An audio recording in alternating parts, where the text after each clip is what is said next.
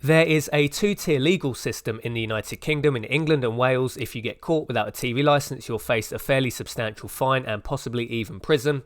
In Scotland, there's almost no chance of going to jail and the fines are significantly less. But the argument from the news story we're about to look at actually shows how decriminalisation of the licence fee could work across the entire country. Now, this is an older story, but we're covering it because it's ties in quite relevantly with the decriminalisation of the licence fee that is currently being assessed by the British government. So the story here is from the Herald Scotland. No one jailed in Scotland for failing to pay TV licence compared to scores in England.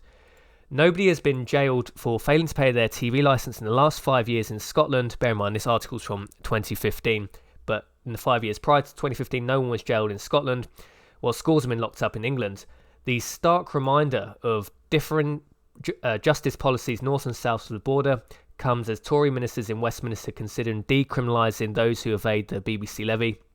Senior figures in the corporation fear that removing the threat of jail will lead to more people shunning the payment, as seen as some as the telly tax. However, figures obtained under the Freedom of Information Act suggest that in Scotland there is already no real risk of prison thanks to reforms carried out under both the old Labour Liberal Democrat Scottish Executive and the current Scottish Government.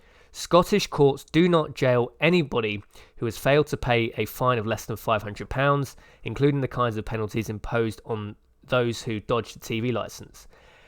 And there is a presumption against sentence of under 3 months of the kind being dished out south of the border. That means nobody was sent to jail in the last 5 years in Scotland compared to 39 in England and Wales in 2014, 32 in 2013 and 51 in 2012, according to numbers obtained by campaigner Caroline Leverskew Barlett. The average sentence was just 20 days in England. Only 32 people in Scotland were prosecuted through the courts, 8 unsuccessfully.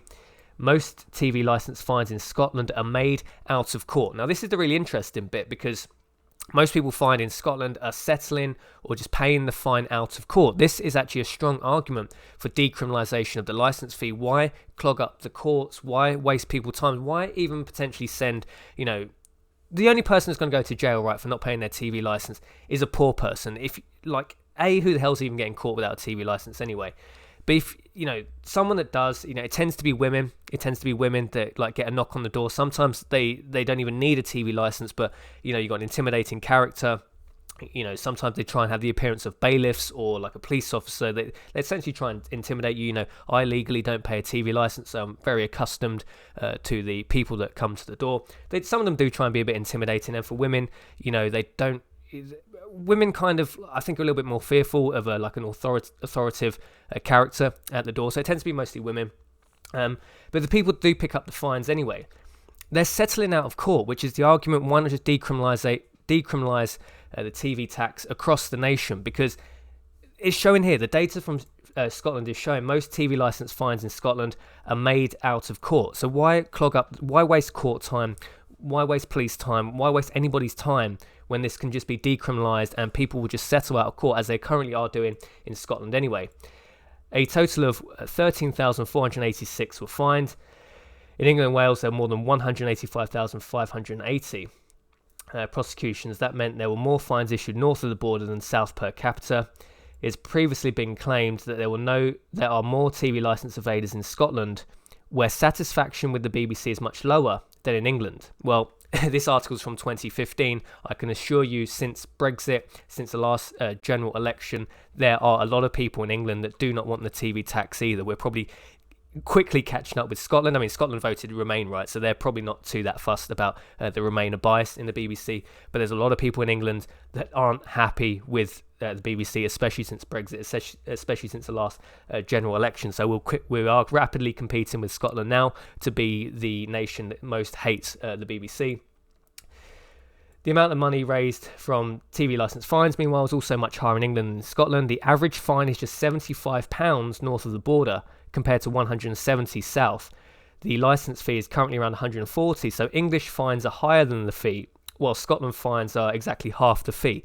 So the two-tier system works quite well for the Scottish, because there's almost no incentive to pay a TV license, because if you get fined, it's probably going to be half of what you would have paid. So if you can get away with not paying a TV license for 6 months, I'm not saying doing it, I'm not saying break the law. I don't pay a TV license legally. We just use an Amazon Fire Stick, only use on-demand services. I watch 95% YouTube and a little bit of Netflix. There's nothing on mainstream live broadcasts I would want to watch. So don't break the law. But where's the incentive to have a TV license? If you get away with it more than 6 months, you're actually in profit. So it's a bit of an interesting one. We'll just read the last little closing section. This: in England and Wales, TV licensing does its own prosecutions. Britain is the only state in the world where TV license non-payment is criminalised. And Tony Hall, the BBC's Director General, has said he expects the government to compensate the corporation if evasion rises after decriminalisation. He said, "We've had assurances from both the Chancellor and the Secretary of State that if they were to impose decriminalisation, that will be taken into account, and some arrangements to do with money coming back in it." Well, I can pretty much assure you that won't be happening. I think the Conservative Party with a considerable above average majority in Parliament is not going to be dancing to this tune at the moment, after the way they've pretty much hit out on Brexit, after the way their constant attacks. You don't have to like the Conservative Party, but the BBC has been like chipping away at the Conservative Party for many years now. I don't think they have many they've certainly got no friends amongst Brexiteers, which England supports Brexit much more than Scotland. They've certainly got no friends amongst the Tory party. It's going to be quite interesting where this goes. Now, let me know your thoughts and opinions on this. It's weird how we have this two-tier system. Pretty much no one, expect going forward, no one ever to go to prison in Scotland for non-payment of the TV license, where there will be people, about 2-3 people a month go to jail in the UK for non-payment of the TV license. Is that a fair system? Is it fair that the fine's almost half in Scotland?